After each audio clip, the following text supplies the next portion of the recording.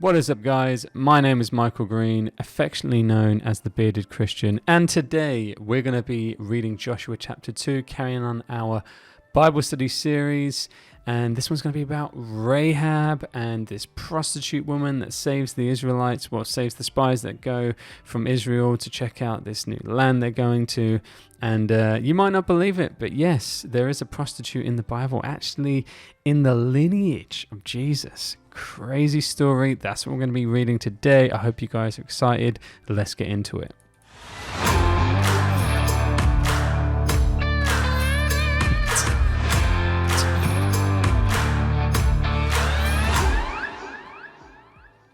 Joshua chapter 2, we're going to read from verse 1. Titled, Rahab Protects the Spies. Then Joshua secretly sent out 2 spies from the Israelite camp at Isreal Grove. He instructed them, scout out the land on the other side of the Jordan River, especially around Jericho. So the 2 men set out and came to the house of a prostitute named Rahab and stayed there that night. But someone told the king of Jericho, "Some Israelites have come here tonight to spy out the land." So the king of Jericho sent orders to Rahab, "Bring out the men who have come into your house, for they have come here to spy out the whole land." Rahab had hidden the 2 men, but she replied, "Yes, the men were here earlier, but I didn't know where they were from. They left the town at dusk as the gates were about to close. I don't know where they went. If you hurry, you can probably catch up with them." Actually, she had taken them up to the roof and hidden them beneath bundles of flax she had laid out. So the king's men went looking for the spies along the road leading to the shallow crossings of the Jordan River. And as soon as the king's men had left, the gate of Jericho was shut. Before the spies went to sleep that night, Rahab went up on the roof to talk with them. "I know the Lord has given you this land," she told them. "We are all afraid of you. Everyone in the land is living in terror. For we have heard how the Lord made a dry path for you through the Red Sea when you left Egypt. And we know what you did to Sihon and Og, the 2 Ammonite kings east of the Jordan River, whose people you completely destroyed. No wonder our hearts have melted in fear. No one has the courage to fight after hearing such things, for the Lord your God is the supreme God of the heavens above and the earth below. Now swear to me by the Lord that you will be kind to me and my family, since I have helped you.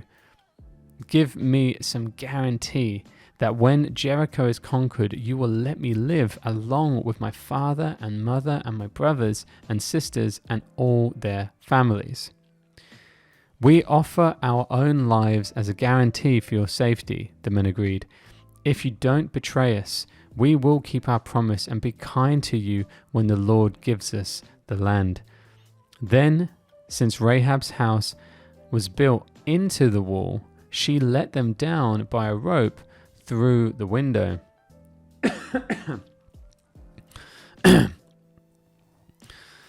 "Escape to the hill country," she told them. "Hide there for 3 days from the men searching for you.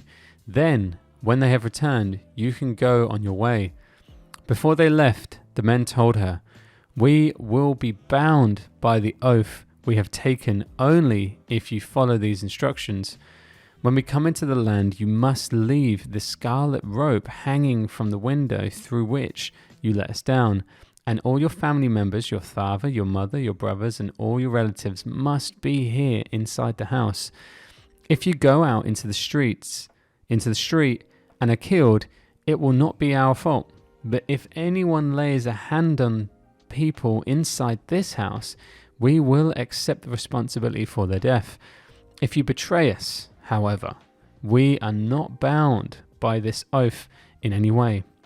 "I accept your terms," she replied, and she sent them on their way, leaving the scarlet rope hanging from the window. The spies went up into the hill country and stayed there 3 days. The men who were chasing after them, the men who were chasing them searched everywhere along the road, but then finally returned without success.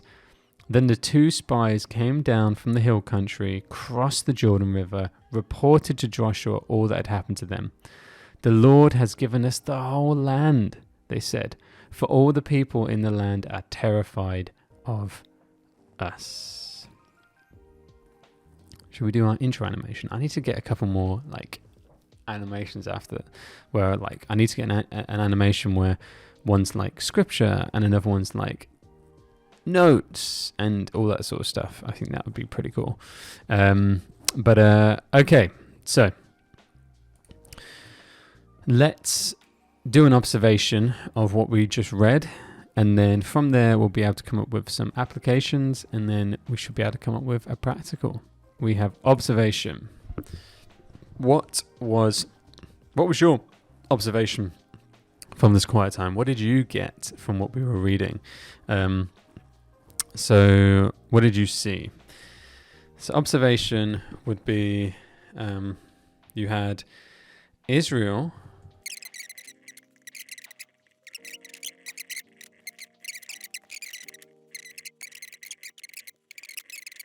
Okay, so we have our observation. We have Israel sent 2 spies into the land on the other side of the Jordan River. As they arrived, they stayed in the house of Rahab. The king found out about them and went looking for them. It just so happened that Rahab feared God, lied on their behalf, and protected them.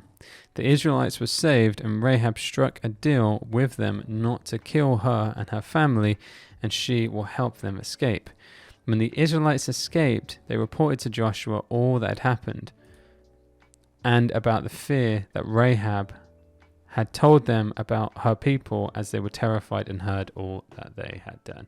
Now, this is the power of doing an observation. Because initially, as I just read this, I was like, oh my goodness, I don't know how this applies to me. I don't know anything that I can pull out of this.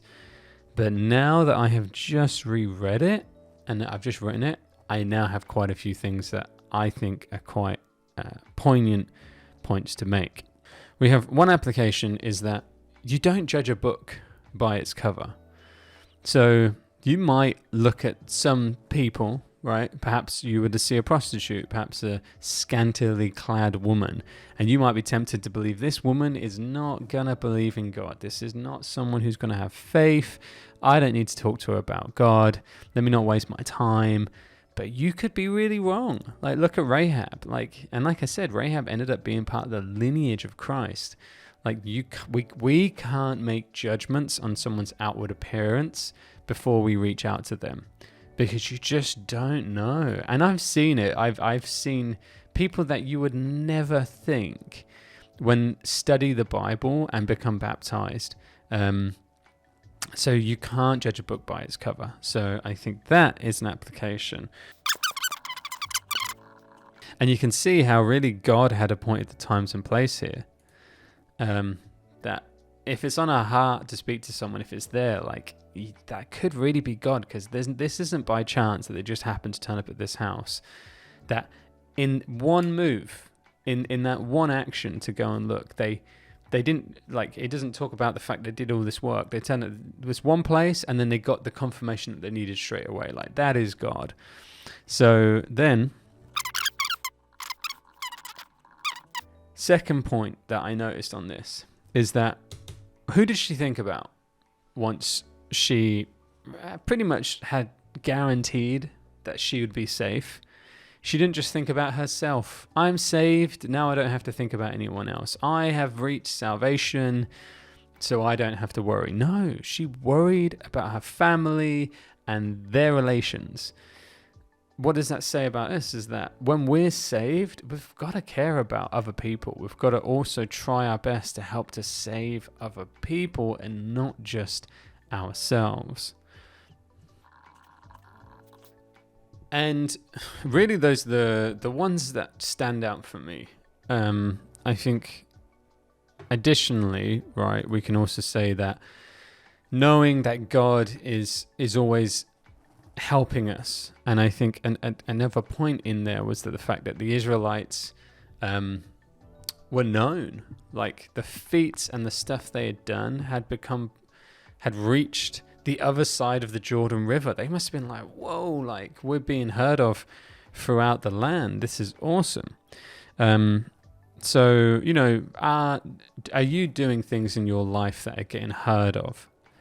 Where people are like, whoa, like, are you that guy? I've heard about you. I've heard about some of the things you've done. So that's another point to be had in there. Or is your church or is your small group, are you doing things that are getting heard of or are being seen? Awesome. So finally, guys, we now have our practical. So what is our practical for today? I think what I really liked about this one is just to not judge on outward appearance. Like, I don't know. Oh, I'm looking at the wrong. I don't know about you guys, but I can sometimes, I can do that. I can walk down the streets and I can see someone, I think from a guy's perspective, I can see someone who's maybe jacked and strong and just come back from the gym and he's got his gym bag and he looks awesome, super handsome. And I'm like, yeah, this guy's not going to believe in God. And I can be afraid to talk to that person and instead choose to speak to someone else who's a little less intimidating. Oh, we've lost focus. Yeah. Speak to someone who's a little less intimidating. So my practical from this is to not do that and to make it a goal this week to talk to someone who intimidates me, who I think would not be open. Capitalize that. Awesome. You know what I might do is I might also make these notes available to you guys. Or if anyone wants these notes or would like them, then just message me and I will send them over to you. But with that, we've come to the end of our Bible study today. I hope this found this useful. Let me know if you saw something I didn't, anything that stands out to you. And let me know also what you read for your quiet time this morning, young family. I hope you had your quiet time because that is important. We need to be having our quiet times. That is the point of all these things. I'm here with you. We're in this together. Love you guys. Have a fantastic day. You're awesome. Know that. Love you all.